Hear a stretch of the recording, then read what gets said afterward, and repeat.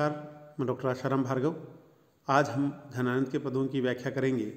जैसा कि आप सभी जानते हैं, घनानंद रीतिकाल के रीतिमुक्त काव्यधारा के कवि थे। इन्होंने संस्कृत काव्यशास्त्र की लक्षण उदाहरण ग्रंथ परंपरा का अनुसरण न करते हुए उससे मुक्त होकर प्रेम काव्य लिखा। इनका प्रेम काव्य वियोग पक्ष प्रधान है। घनानंद ने अनुभूति पर काव्य की रचना की। इन्होंने जैसा भोगा वैसा ही काव्य लिखा। घनानंद प्रेम के पीर के कवि कहे जाते हैं और जैसा कि आप सभी जानते हैं, प्रेम की वास्तविक परख वियोग में ही होती है। इसलिए घनानंद के काव्य में वियोग के पद अधिक मिलते हैं। घनानंद ने सुजान से प्रेम किया था और अपने और सुजान के प्रेम को उन्होंने राधा कृष्ण के माध्यम से अभिव्यक्त किया है। पद संख्या 4।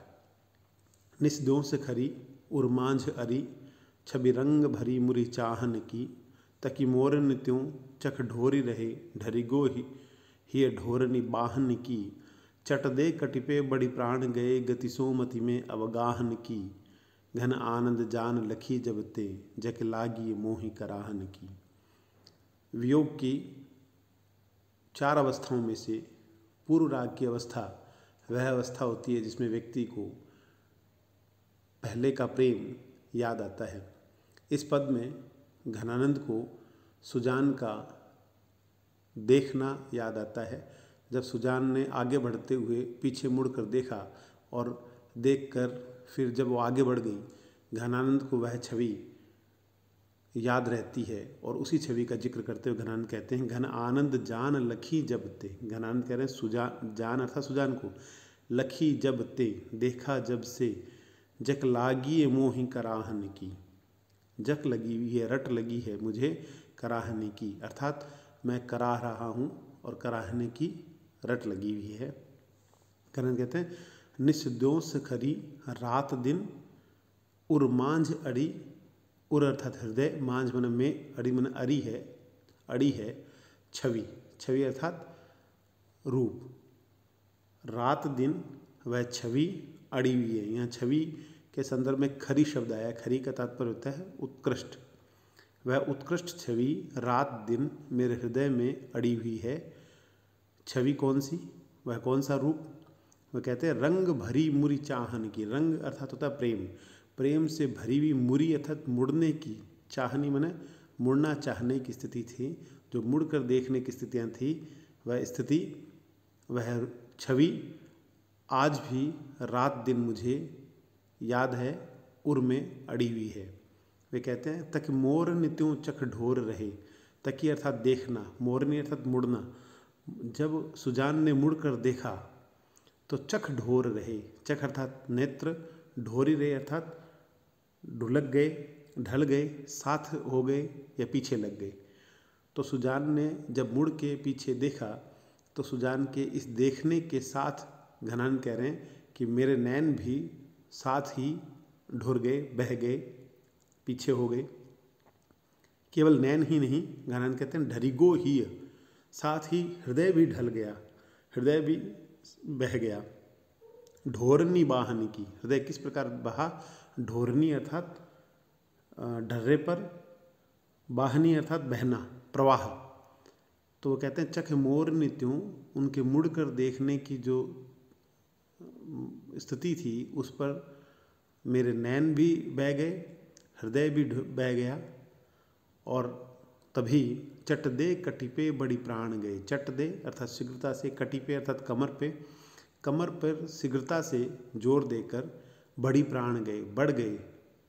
बढ़ी मतलब बढ़ गए, प्राण अर्थात सुजान। सुजान जैसे ही कमर पर जोर देकर आगे बढ़ी, उस गति से, उस चाल से मति में अवगाहन की। वह चाल, वह गति मति में अर्थात बुद्धि में अवगाहन की, बुद्धि में डूब गई। तात्पर्य यह है कि जब सुजान ने कमर पे जोर देकर शीघ्रता से सुजान आगे बढ़ी तो वह गति, वह उनका आगे बढ़ना मेरे हृदय में डूब गया, अर्थात मेरे हृदय में बस गया,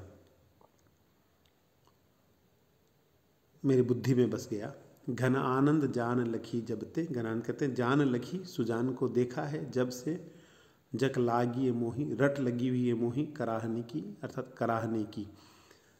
इसका तात्पर्य यह है कि जब सुजान आगे जाते हुए पीछे मुड़कर देखती है तो उसके पीछे मुड़ने की वह छवि घनानंद को रात दिन याद है और वह उनके हृदय में बस चुकी है। उसके साथ साथ उसका पीछे मुड़कर देखना, उसके पीछे मुड़ के देखने के साथ घनानंद कह रहे मेरे नैन और मेरा हृदय भी बह गया है। और जब कमर पर हाथ रख कर शीघ्रता से सुजान आगे बढ़ती है तो उनका वह चलना घनानंद कह रहे मेरी बुद्धि में भी डुबकी मार गया, अर्थात मेरी बुद्धि में भी बस गया है और तब से ही मुझे कराहना लगी हुई है, कराह रहा हूँ। पद संख्या 5। इस पद में भी घनानंद ने पूर्व राग की अवस्था का चित्रण किया है और संयोग और वियोग की तुलना की है। वे सुजान से कहते हैं कि संयोग में किस प्रकार की स्थितियाँ थी, वियोग में अब किस प्रकार की स्थितियाँ हैं। जैसा कि आप सभी जानते हैं, घनानंद ने राधा कृष्ण के माध्यम से भी अपने प्रेम को अभिव्यक्ति दी है। यहाँ कहा जा सकता है कि कृष्ण के वियोग में गोपिकाएं भी कृष्ण को संयोग की स्थितियाँ याद दिलाती हैं। वे कहते हैं कि तब तो छवि पीबत जीवत हे अब सोचन लोचन जात जरे, हिय पोष के तोष सुप्राण पले बिललात महादुख दोष भरे, घन आनंद मीत सुजान बिना सब ही सुख साज समाज टरे, तब हार पहाड़ से लागत है अब आने के बीच पहाड़ परे। इस पद में उन्होंने संयोग और वियोग की स्थितियों की तुलना की है। वे कहते हैं कि तब तो मैंने तब छवि पीवत जीवत है, छवि अर्थात रूप को, पीवत मैंने पीते हुए, जीवत मैंने जी रहे, हे मैंने थे, तब तो आपके रूप की छवि का पान करते हुए जी रहे थे, अर्थात आपको देखते हुए जी रहे थे। कौन? नैन। अब सोचन, अब चिंताओं से लोचन जात जरे, लोचन अर्थात नेत्र, जात मन जाते हैं, जरे मन जल। पहली पंक्ति में घनानंद आंखों की स्थिति का चित्रण करते हुए बताते हैं कि तब अर्थात संयोग में छवि पीवत जीवत थे, ये नेत्र आपके रूप का पान करते जी रहे थे। अब सोचन, सोचन अर्थात चिंता से जात जरे, चिंता से जल रहे हैं। हृदय की बात बताते हुए घनानंद कहते हैं कि ही पोष के तोष सुप्राण पले, हे मन हृदय के, पोष मन पोषण के, तो संतुष्टि से प्राण पले हुए थे। अब बिललात महादुख दोष भरे, जो प्राण हृदय के पोषण और संतोष से भरे हुए थे वो अब बिललात अर्थात बिलख रहे हैं, महादुख दोष भरे, महान दुख और दोष से भरे हुए हैं। पहली पंक्ति में उन्होंने नेत्रों की स्थिति का वर्णन किया कि संयोग काल में नेत्र श्री कृष्ण की छवि या सुजान की छवि को पी करके जी रहे थे, वही अब चिंता से जल रहे हैं। उसी प्रकार द्वितीय पंक्ति में उन्होंने प्राणों की स्थितियाँ बताई है कि प्राण जो प्रेम के पोषण से और संतुष्टि से पल रहे थे संयोग काल में, वो अब बिलख रहे हैं, महान दुख और दोष से भर गए हैं प्राण। घन आनंद मीत सुजान बिना, घनानंद कहते हैं कि मीत सुजान बिना, मीत अर्थात मित्र, प्रिय सुजान के बिना सब ही सुख साज समाज टरे। अब सुजान के बिना सारे के सारे सुख, सारे साज सज्जाएं और सारा समाज टरे माने दूर हो गया है, टल गया है। वियोग की स्थिति का चित्रण करते हुए घनानंद कहते हैं कि बिना सुजान के ना तो कोई सुख रहा है, ना ही साज सज्जा, और सारा समाज भी टल गया है, समाज से भी विरक्ति हो गई, समाज से दूर हो गए हैं। तब हार पहाड़ से लागत थे, संयोग काल में सुजान और घनानंद कहते हैं कि सुजान और मेरे बीच के हार भी पहाड़ जैसे लगते थे, और अब दोनों के बीच में, अब आने के बीच पहाड़ पड़े, अब दोनों के बीच में आकर के पहाड़ पड़ गए, अर्थात दूरियां बढ़ गई है। इस प्रकार इस पद में घनानंद ने संयोग और वियोग की स्थितियों के परिवर्तन का चित्रण किया है कि किस प्रकार संयोग में आँखों की स्थिति क्या थी और वियोग में क्या थी, संयोग में प्राणों की स्थिति क्या थी और वियोग में क्या थी, और वियोग में किस प्रकार सुख साज और समाज टल जाते हैं, और संयोग काल में जो गले में पड़ा हुआ हार है वो भी पहाड़ सा लगता था, उसको भी सहन करना अनुचित लगता था, और अब ऐसी स्थितियां हैं कि बीच में दूरी पड़ गई है और दोनों के बीच पहाड़ आकर पड़ गए हैं। पद संख्या 6। रावरे रूप की रीति अनूप नयो नयो लागत ज्यो ज्यो निहारिये, त्यों इन आँखन बानी अनोखी अघानी कहूँ नहीं आने तिहारिये। एक ही जीव हुतो सुतो वार्यो, सुजान संकोच और सोच सहारिये, रोकी रहे न दहे घन आनंद बावरी रीझ के हाथ न हारिये। इस पद में घनानंद श्री कृष्ण और राधा के माध्यम से भी और सुजान और स्वयं के प्रेम के माध्यम से कहते हैं कि रावरे रूप की रीति अनूप नयो नयो लागत ज्यों ज्यों निहारिये। सुजान के रूप का वर्णन करते हुए और वहाँ श्री कृष्ण के रूप का वर्णन करते हुए घनानंद कहते हैं कि रावरे अर्थात आपके रूप की रीति अनूप, आपके रूप की रीत अनुपम रीत है। नयो नयो लागत ज्यों ज्यों निहारिये, नया नया लगता है जैसे जैसे निहारते हैं। जितना जितना आपके रूप को देखते हैं निहारते हैं उतना ही नया नया लगता है। वैसे सौंदर्य के संदर्भ में यही कहा जाता है, सौंदर्य वही होता है जो क्षण क्षण परिवर्तनशील होता है, नित्य नया लगता है। तो घनानंद उसी सौंदर्य का वर्णन करते हुए कहते हैं कि रावरे आपके रूप की रीति अनुपम है कि नयो नयो लागत, नया नया लगता है, ज्यों ज्यों निहारिये, जैसे जैसे देखते हैं। जैसे जैसे देखते हैं तब नया लगना आवश्यक भी है, क्योंकि यदि एक रसता रहेगी तो उसमें नीरसता भी बन जाएगी, इसलिए रूप का नित्य नया लगना आवश्यक है।